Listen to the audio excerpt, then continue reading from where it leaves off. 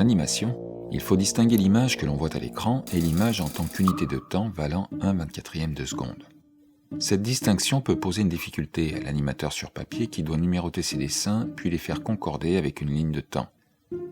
Quand on dessine les 8 phases principales d'une marche, on peut, en première approche, les numéroter de 1 à 8. Leur numérotation définitive dépendra de la durée du cycle. Mais admettons pour l'instant un cycle en 8 et posons-le sur une ligne de temps.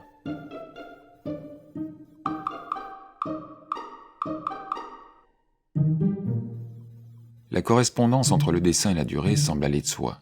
Le dessin 8 correspond à la graduation 8 de la ligne de temps, le dessin 7 à la graduation 7, etc. Sauf que, quand on déplace le curseur d'une ligne de temps, la durée associée à l'image affichée n'est pas celle à droite de l'image, mais celle à gauche. Ainsi, l'image 1 correspond à la durée 0, l'image 2 à la durée 1, etc. La numérotation des images est donc celle des durées plus 1. La durée 8 ne correspond pas à l'image 8, fin du cycle, mais à la 9. Oui, mais un cycle a vocation à être répété. Autrement dit, la durée 8 ne correspondrait pas à l'image 9, mais à l'image 1. Ici, il convient de faire une nouvelle distinction, celle entre le dessin et l'image.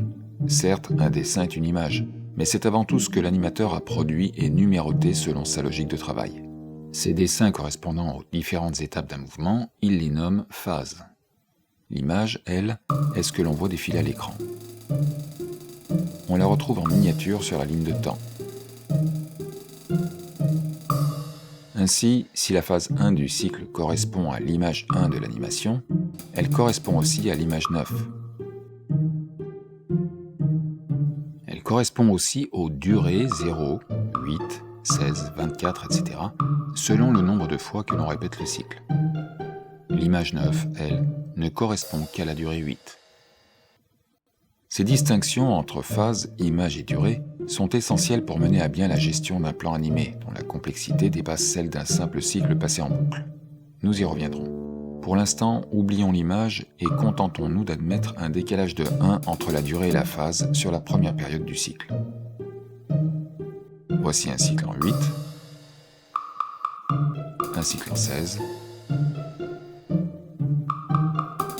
en 24,